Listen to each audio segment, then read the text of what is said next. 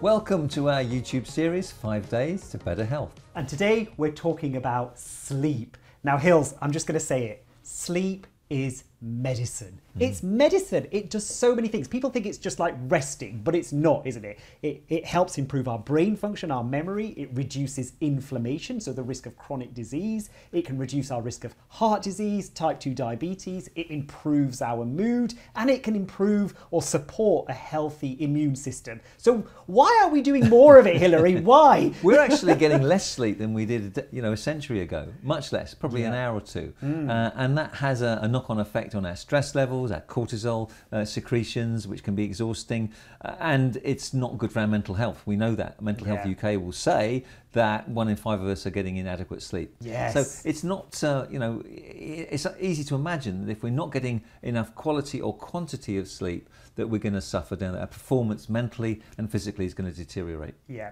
and so many people come in saying they're not sleeping, don't they? They come in and see us in clinic. I don't know what's wrong with me, I'm not sleeping. And what they want us to do, and we're not going to do this, is give them a pill. No, because a good night's sleep, it sounds really basic, but getting a good night's sleep is quite a complicated process. It starts as soon as you wake up because you need to get out in natural light. And not enough of us are doing it. Yeah, and a sleep routine is vital. So people think that because I didn't sleep very well last night, I'll lie in bed a little bit longer, now I've got the chance, and then I'll catch up. But actually, it's important to be disciplined. Get up even if you're feeling tired because you haven't slept, because then you'll go through the day and then you will get a better night's sleep the next night because you'll be more tired. And if you can add exercise into your day, not only does that help you to wake up and be more alert, but it will help you sleep the next night as well. Yeah. Now, a buzz phrase when it comes to sleeping is sleep hygiene, isn't it? We want you, and there's a reason it's called sleep hygiene, is because we need you to clean up your act to get a good night's sleep. And you've got to, a bit like, when you, well, I don't know this, but you will know this, Hilary. But when you've got a baby, they have a sleep routine, don't they? There's something you do for 20, 30 minutes, give them a warm bath, give them a soothing bedtime story, and it gets them in the mood for a good night's sleep. Sets their body clock. It sets their body clock. They know it's time to sleep. We need that. We're all big babies. We need a bedtime routine. True, absolutely true. People say, what is it that somebody who sleeps really well does to get to sleep? And the answer is nothing. Yes. They do nothing. They don't worry about it. They don't have this sleep anxiety, which is so crippling for so many people. So what I mean by that is that people lying in bed thinking, I can't get to sleep. Why can't I get to sleep? I've got to get up early tomorrow. I've got this big meeting tomorrow. I've got to sleep, but I can't sleep. So the thing there is to get rid of that anxiety by, first of all, having a sleep routine normally, but also not beating yourself up about it. So if you're wide awake, don't lie there worrying. Get up, do something relaxing. Read a calming book, not a terrible horror film on TV, but a nice relaxing book, bit of calm music, and then when you're feeling a little bit soothed again, then go back to bed. Even if you've lost half an hour, you're more likely to get off to sleep again. So I think forget the sleep anxiety and surround yourself with an environment that is conducive to good sleep. Yes.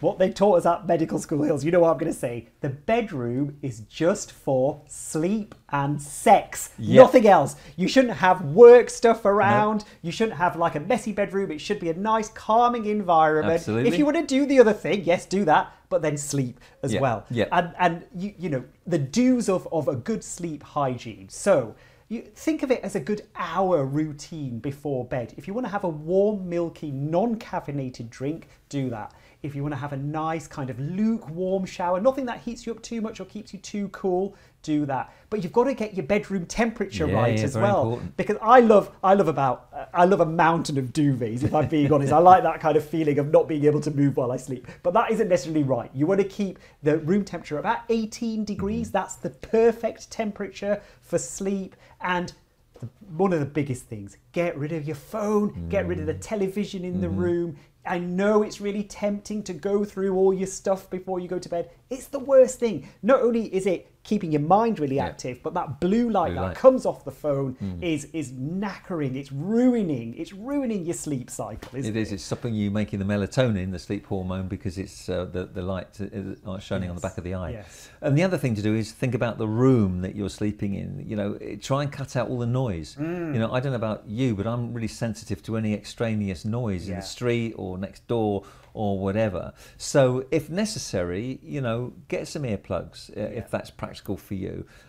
Cut out the noise, make sure everything's turned off as well as your devices, and make sure that the light is blocked out. I mean, I'm very sensitive to the light early in the morning, so make sure you've got blackout blinds and curtains as well, because, you know, as soon as that light shines on you, you're going to wake up. So I think all these things, that environment of the bedroom, very, very important. Yeah. Now, it used to be tradition, didn't it, Hilary? I remember a time in hospitals where we'd actually give patients a nightcap before bed. We used to give them a stout, a Guinness. That is not the right thing. Alcohol does not help you sleep. Other dark beers are available, of course. No, we did. We used to prescribe it, didn't we, on the NHS. Long gone, those days. Unfortunately, junior doctors used to drink it all anyway. But no, I mean, alcohol has an initial effect of making you feel drowsy, but then it has a rebound effect a couple of hours later of waking you up again, and also is more likely that you're going to want to use the loo, so you wake up for that reason as well. So alcohol's not a good idea. No. Nightcaps are not good. No, and this idea of it knocks you out for the night. It doesn't. No. What it does is stop you from getting into a deep sleep. So you're in a kind of light sleep all the way through the night, which is why after a night out of heavy drinking, one of the reasons you wake up so tired is because you've not had a good quality sleep. So avoid alcohol if you want a good quality sleep. Avoid smoking if you want a good quality sleep as well. And then the food that you're eating as well is really important. The timing of the food. Absolutely. So you don't want to eat too late at night, which stimulates your metabolism and makes you feel uncomfortable. But we recently did a story on a banana milkshake before bed. So a small banana milkshake. Because the milk and the banana contains tryptophan. Yes, love that. Which is converted into the chemicals that you need for good sleep, and it's soothing, and it doesn't have too much an effect on your blood sugar. Yeah. Well, now we can't talk about sleep without talking about sleeping pills and just how dangerous they can be. How addictive they can be. Yeah, it's really tempting. I know when you're not sleeping and how frustrating that is and how awful you can feel to go to the doctor and just say, I just need a pill, I just need a pill. But sleeping pills, not only do they disrupt your sleep patterns, but as you say, they're addictive. You can become tolerant to the doses and need higher doses. And overall, long term, they're not good for your sleep. And it's such hard work then coming off them once you're on them. No, absolutely. So people need to understand that if you take sleeping pills for more than a couple of days, your brain becomes more active to try and stop the effect of them. Yeah. So when you stop taking them, you're even more likely to lie awake, tossing and turning than before. So if you can do without sleeping pills, so much the better. So all of those things are important, but sleep is something that we need to nurture. Yeah. That routine is so important, and I believe exercise is important too, because we exercise during the day, we promote things like growth hormone, which are very good for helping us sleep later on. Yeah, and when patients come and see me and talk about sleep, the two things that are interlinked really are sleep and mood. And if you're feeling anxious, depressed, low in mood, that can have such a big impact on your sleep.